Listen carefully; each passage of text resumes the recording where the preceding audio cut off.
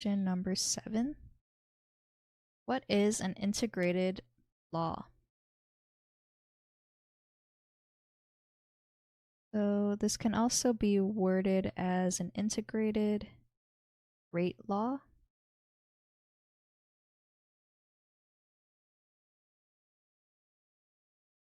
So generally speaking,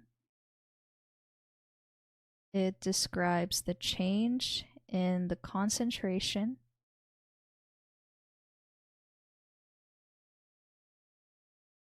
of reactants and concentration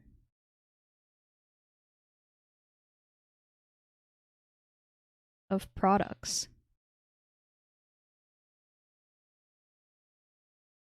And this is through as a function of time.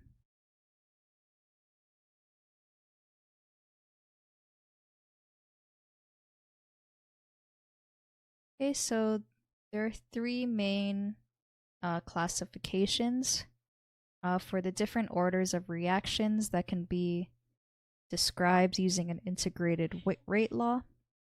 So I'm just going to make like a summary table. So the 3 different types are a 0 order reaction,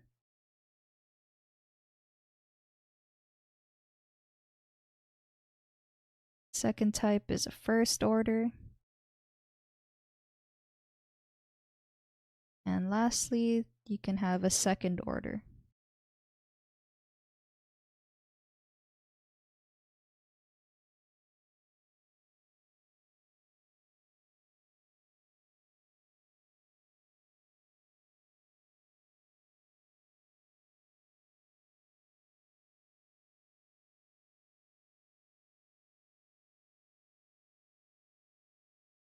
Okay, so first I'll write out the different rate laws that you expect to have when for each different type of order of reaction. So for a 0 order, this is when your rate is equal to K. So K is pretty much the slope. And the 0 order doesn't depend on the concentration of the element. On the other hand, when you have a first order reaction, the rate is equal to K times concentration. Concentration of, let's say, A. And lastly, when you have a second order rate equation, it'll be rate is equal to K times the concentration squared.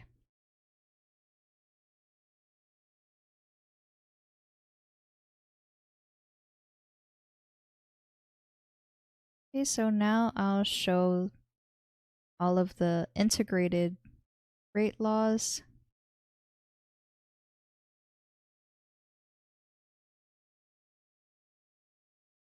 So usually these can be derived using like multiple steps. But in the interest of time, I'm just going to write out the integrated rate laws for all of the different orders. For a 0 order,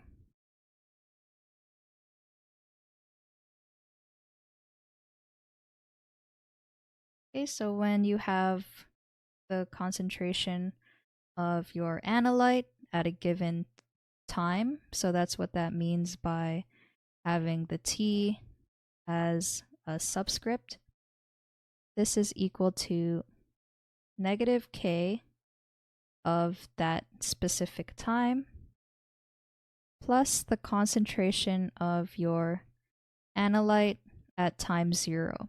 So this also means your initial analyte concentration.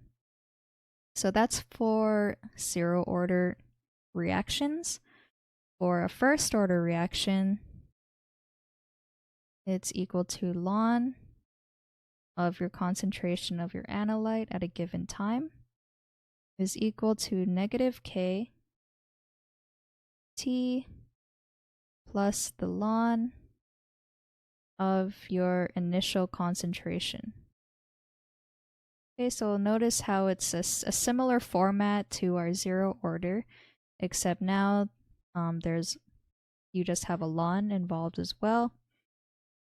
And lastly, for our second order, it's 1 over our concentration of analyte at a given time is equal to kT plus 1 over our initial concentration.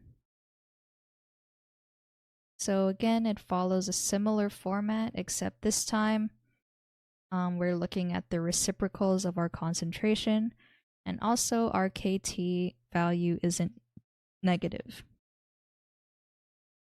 Okay, so the last row I'm going to add that might help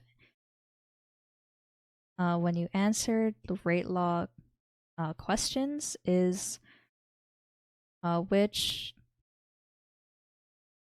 what plot gives a straight line. So for example, if you don't know the order of your reaction, if you were to plot, let's say, the concentration versus time, if this plot were to give a straight line, then we know that we have a zero order reaction. On the other hand, if we have the ln of the concentration versus time, if this gave a straight line, then we know we have a first order reaction. And lastly, if we plot the reciprocal versus time, then we know we have a second order reaction if the plot is linear. So sometimes you'll just have a multi-step question where they give you different concentrations at different times. And then if you plot each of these different things, the plot that gives the straight line is either 0, first, or second. And then from there, by using the integrated rate law, we are able to calculate for k. So let's see what the junior tutor said. An integrated law is an equation that expresses the change in the concentration of reactants and products over as a function of time. The order of a chemical reaction is defined as the sum of the powers of the concentration of the reactants in the rate equation of that particular chemical reaction. Okay. Consider a general reaction with the corresponding rate of reaction. So here they just have a basic reaction, and then this is the general rate of reaction that you would get. The order of the reaction is x plus y, so you can see they just added their exponents. There are 3 main classifications in order of reactions. A zero-order reaction is the one whose rate is independent of the concentration of the reactant. Half-life reactions are all zero-order of reactions since it does not depend on the initial concentration of the element. The graph for this order of the reaction is a linear relationship between the concentration of the compound and the time. The rate law for such reaction is following. Yep, so now the first order of reaction is where the rate is proportional to the concentration of a single reactant. Reactions that include radioactive decays are all first order reactions.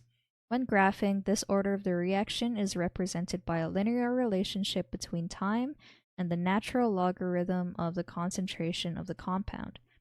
The rate law for such reaction is negative ln kT. Yep.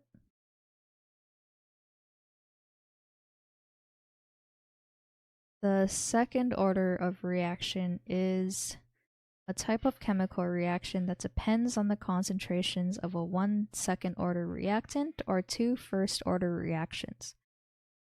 This order of the reaction is represented by a graph showing a linear relationship between the inverse of the concentration of a reactant versus time. Yep, so this solution is correct.